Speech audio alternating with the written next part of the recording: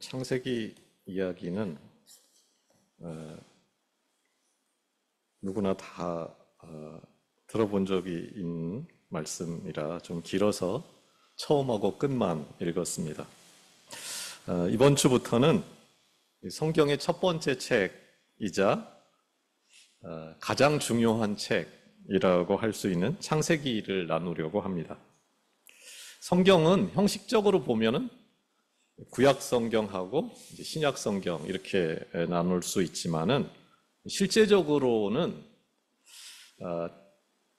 하나님으로부터 점점 멀어지는 이야기를 다루는 창세기 1장부터 11장까지, 그리고 반대로 하나님께로 돌아가는 그 아브라함의 이야기를 다루는 그 창세기 12장부터 성경의 끝까지 이렇게 둘로 나눌 수 있습니다.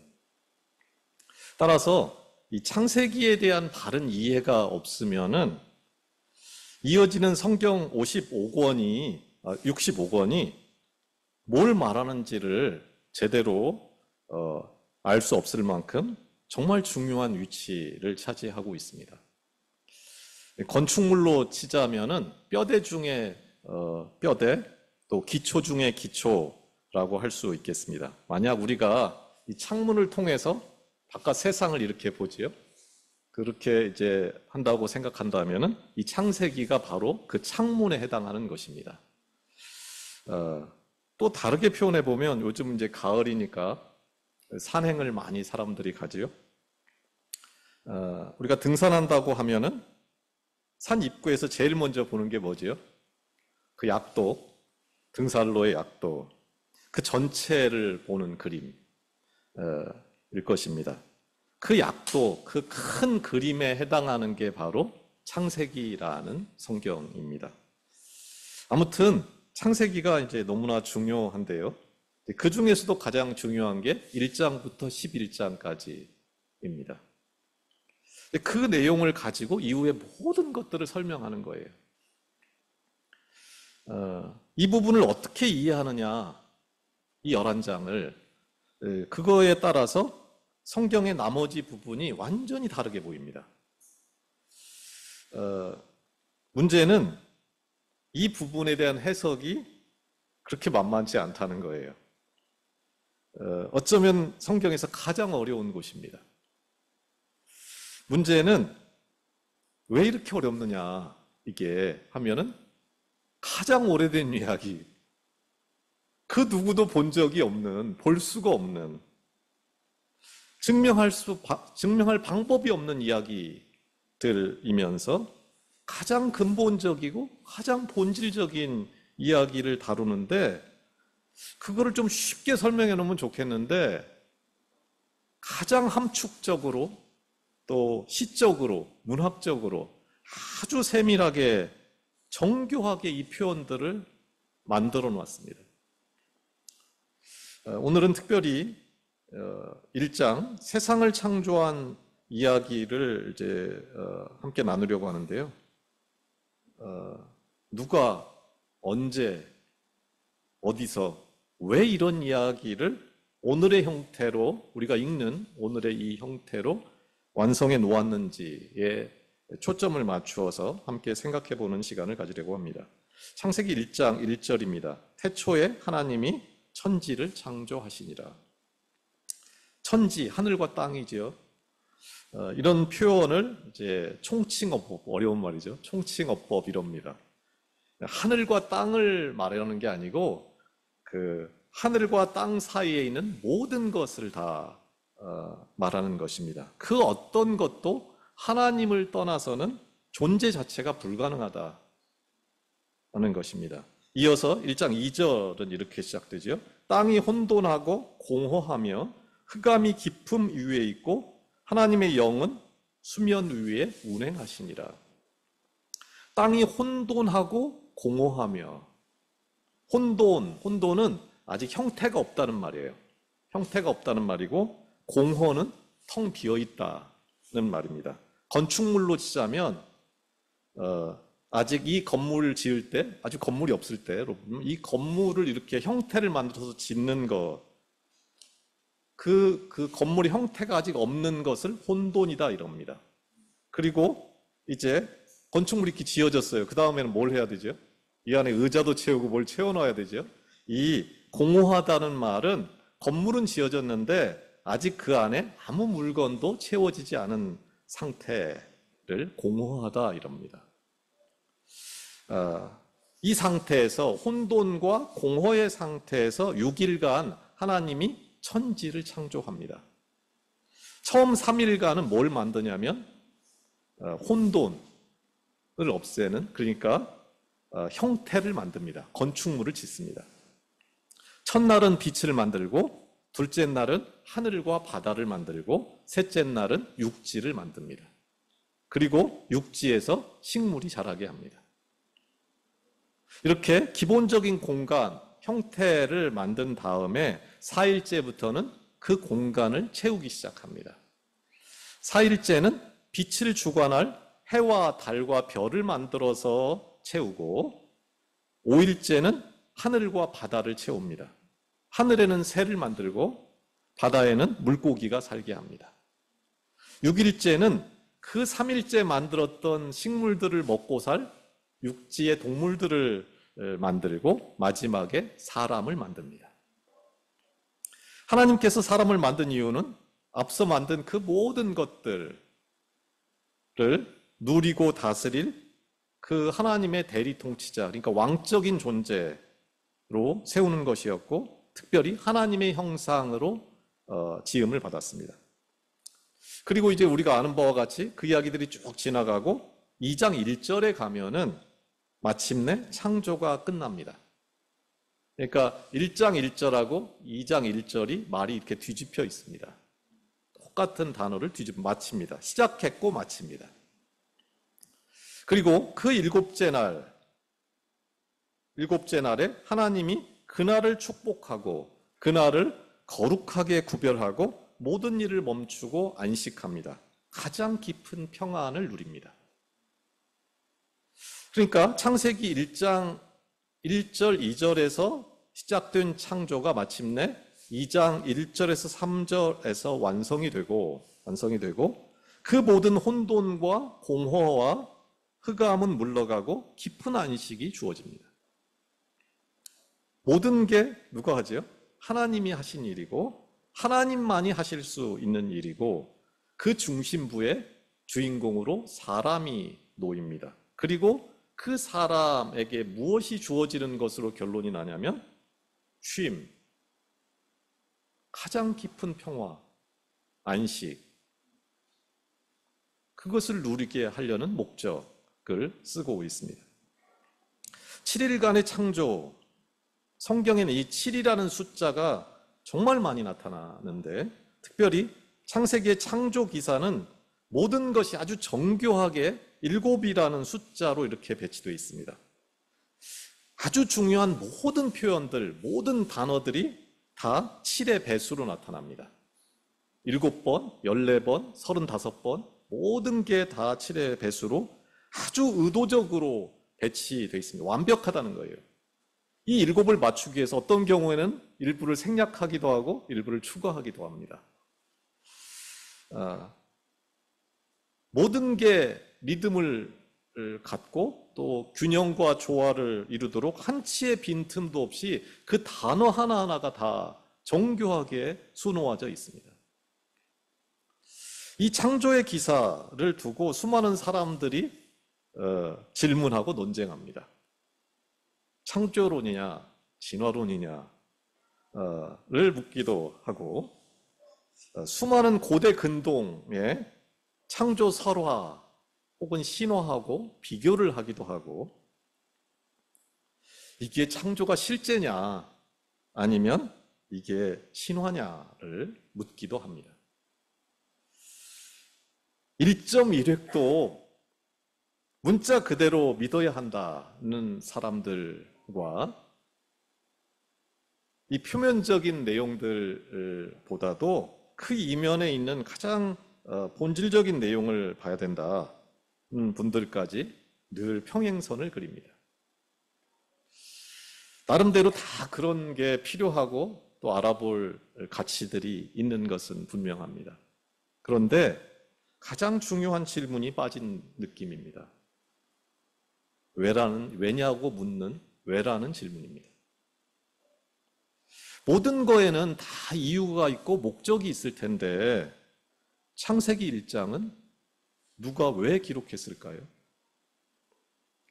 오늘 저는 다른 모든 내용을 일단 뒤로 제쳐놓고 여기에 초점을 맞추어서 이 본문을 들여다보려고 합니다.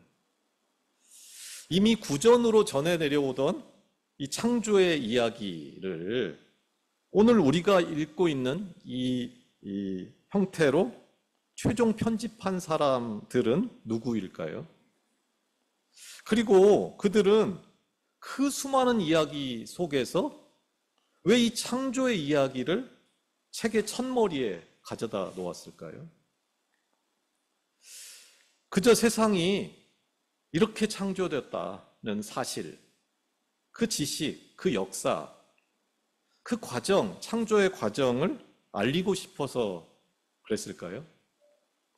아니면 전혀 다른 목적을 가지고 기록한 것일까요? 어떻게 생각하세요? 이 이야기는 우리가 잘 아는 대로 바벨론 포로기에 편집된 것입니다.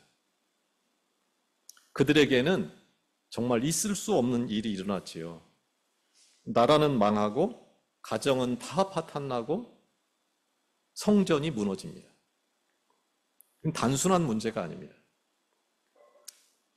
다른 무엇보다도 그들은 하나님의 집, 하나님이 계시는 하나님의 집은 절대로 무너질 수 없다. 그 예루살렘 성전만은 절대로 무너질 수 없다고 철저히 믿었습니다.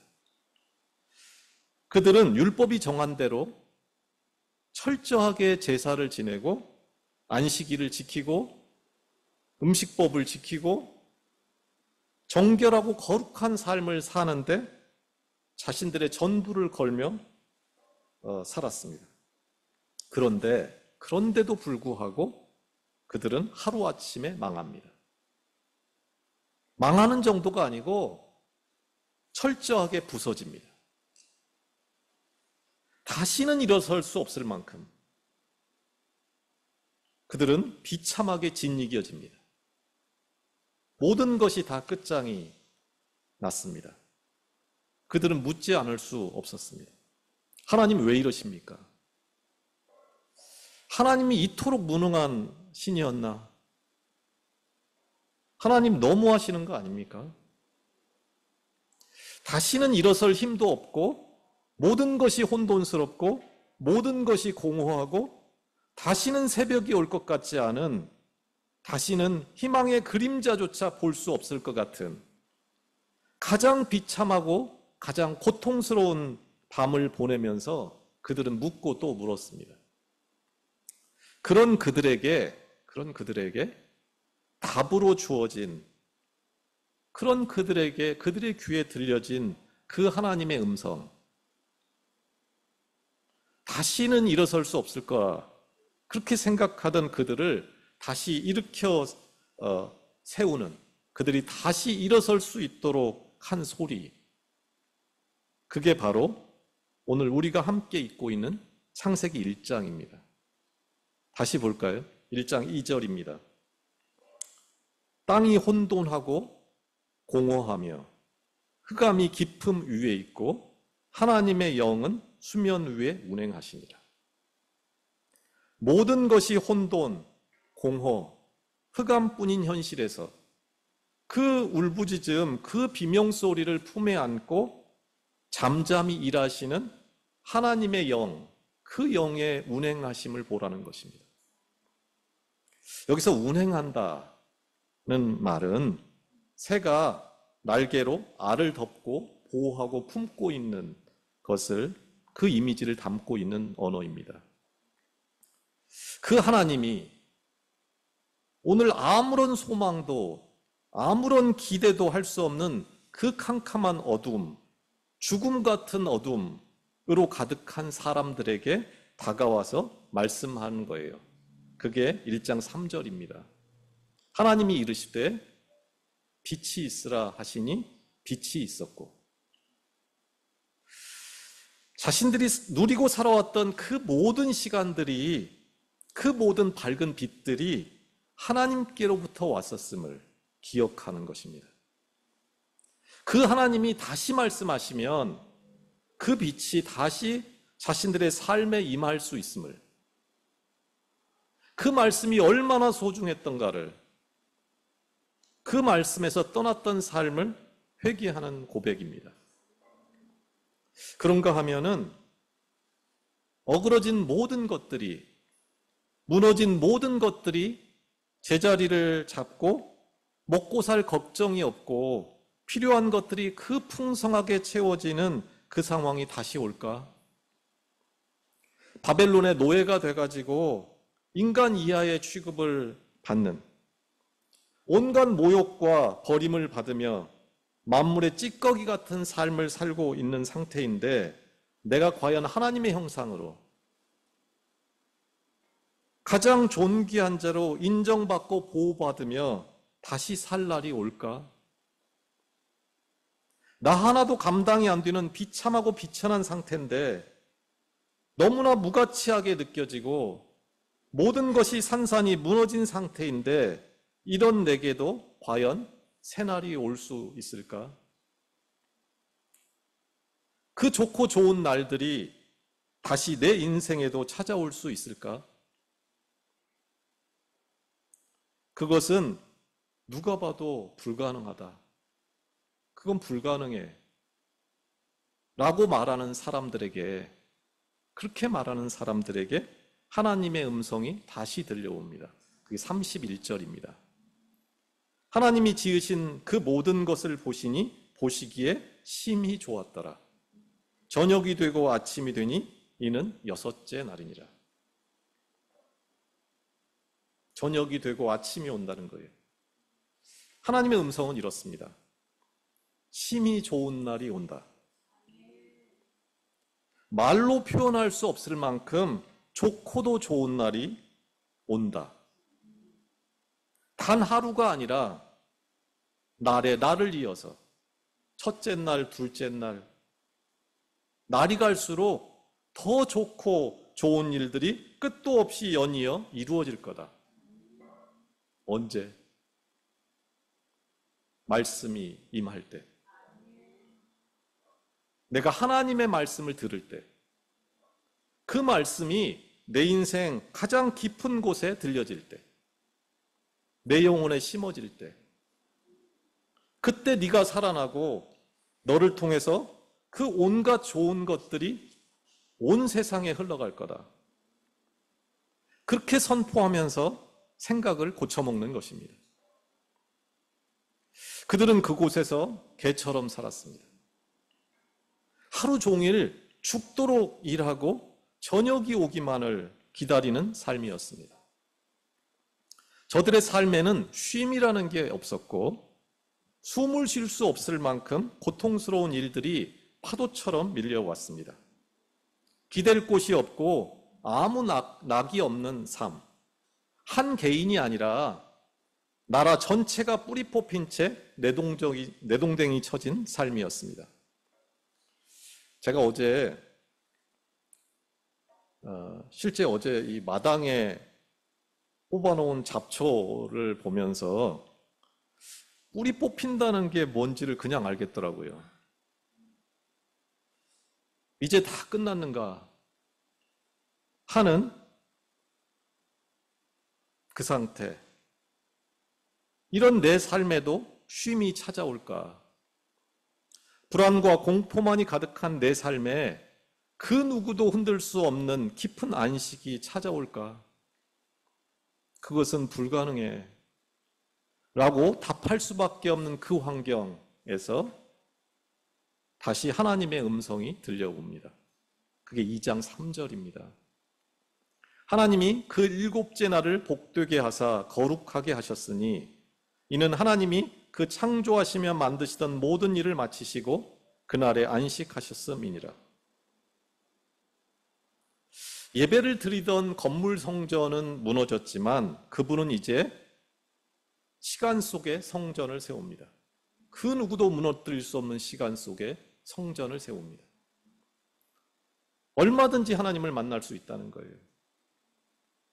네가 나를 찾아오는 시간, 네가 나를 믿고 나의 말에 귀를 기울이는 시간, 그 시간을 내가 축복하고 이 세상 그 무엇과도 바꿀 수 없는 시간으로 구별해서 그 시간 안에서 가장 깊은 호흡, 가장 깊은 안식, 가장 깊은 지혜, 그 생명을 불어넣어 줄 거다. 그 안식이 내 수고가 아니라 오직 그분이 주시는 복으로 가능한 것을 고백하는 것입니다. 한순간이 아닙니다. 하루 전체, 내 시간 전체를 넘어서 공동체 전체 시간이 하나님의 복, 하나님의 그 평안으로 이미 가득해질 거다. 는 것을 선포하는 것입니다. 창세기의 창조 이야기는 세상이 처음 이렇게 창조되었다는 그 과정을 생생하게 중계방송하려는 것이 아닙니다. 가장 깊은 흑암, 혼돈, 공허 가운데 버려진 사람들을 향한 하나님의 애타는 마음을 전하려는 것입니다. 그런 면에서 모든 것이 다 무너진 오늘 이 시대만큼 이 창조 신앙이 결정적으로 필요한 시대는 없을 것 같습니다.